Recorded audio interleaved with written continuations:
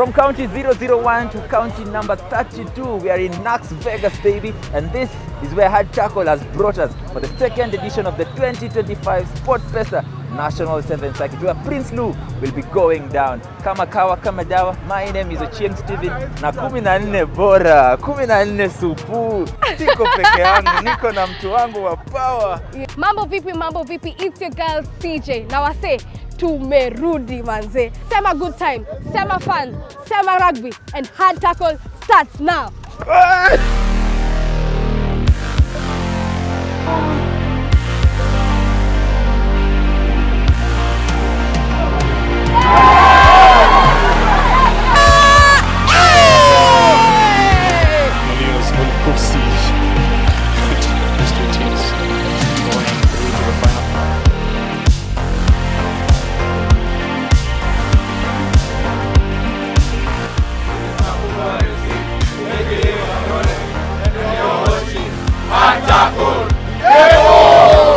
And joining us now is the Kenya Rugby Union Director of Rugby and the Pathways Manager, Mr. Paul Odera, who's done it all.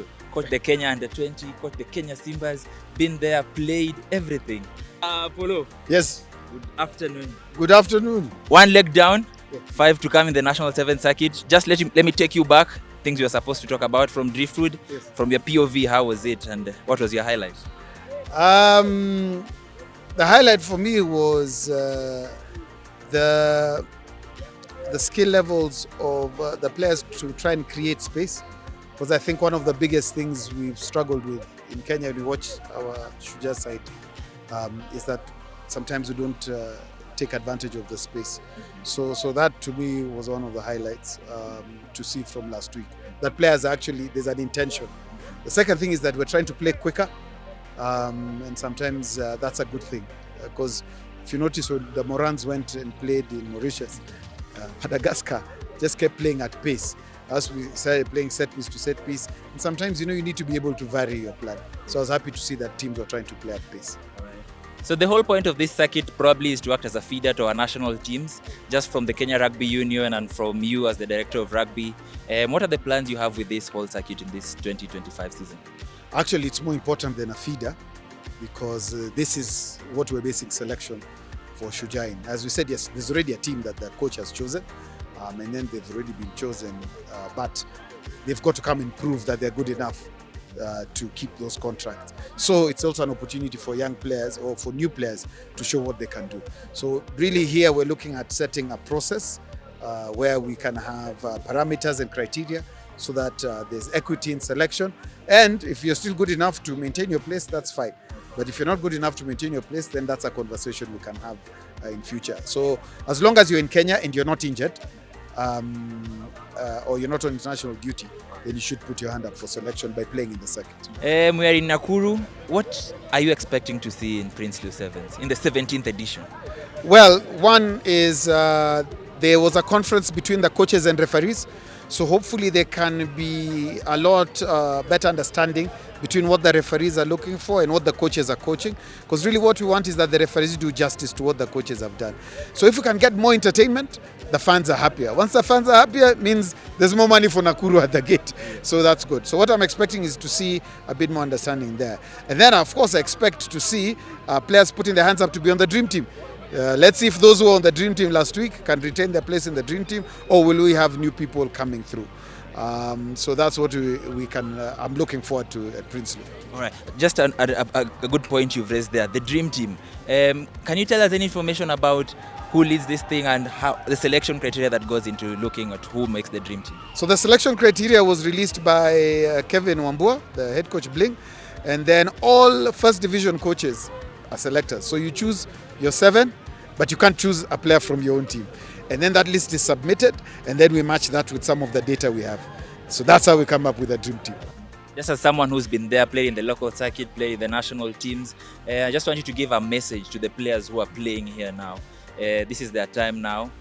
Most of them are hoping to represent the country again. Just talk to them and tell them what you expect of them, how they should conduct themselves from here, even going towards and carrying into their future and their career. Well, my message to them would be, you've got to do the hard work off the pitch. Do your extras. Just don't wait for the coach or don't wait for training. if it's your sprints, if it's your passing, if it's your kicking, if you do those little extras, if you do 2% every day, that's 10% over 5 days. If you do that over 2 weeks, that's 20%. So you'll find that if you do those extras on your own, it will pay off, because that is what I did when I was their age and playing in this particular circuit. Wiser words could not have been said. That has been Paul Odera, the Director of Rugby and Pathways Manager in the country. Over and out. This is Paul Odera and you're watching Hard Tackle. Of course, after round 1, Prinsloo marks the second outing of the 2025 Sportpesa National 7 Circuit, and the pools vile ziliannounziwa, Nakuru, who are the hosts, wako in Pool A alongside Kenya Harlequins, Stallions na Mombasa Sports Club. In Pool B, tukona Strathmore Leos, Menengai Oilers, Daystar Falcons, Zetech Oaks. Pool C, tukona KCB Rugby, Nondescript, Catholic Monks and Kisumu RFC. In Pool D, tukona Kabras, Must, Impala na Mwamba. Of course, Leo's coming as the defending champions, but KCB are on a roll. Wameintroduce their squad depth, wameleta Asati, wameleta Wahinya back from the Rugby Africa Cup that took place in Uganda. Na tena wanakam kushow that they are the team to beat. Wacha tuone. Who do you think will win the Prinsloo 2025 Sevens? Tuambie hapo in the comment section, tuone itakuwaje. And the good thing about Prinsloo Sevens ni madem tuko represented. Na kwa pooling, Pool A, Impala, Harlequins, Meru Ladies, Kisii Polytechnic. Na Pool B tuko na Mwamba, Northern Suburbs, NYS Ladies na Nakuru. Tuli link up na Mwamba Ladies Rugby wakiwa pale zoezi. Acha tucheki vile wanajipanga.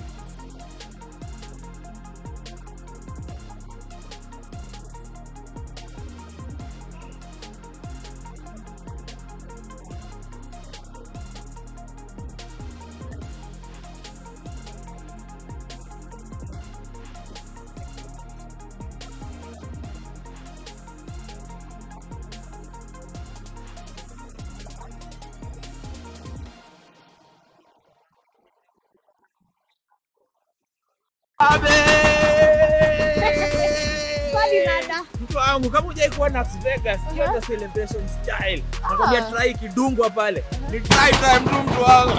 Wapi mtu wangu. Naona umeshika rada, shikilia hapa mtu wangu. So ladies and gentlemen, kwa leo tuna mambo mengi.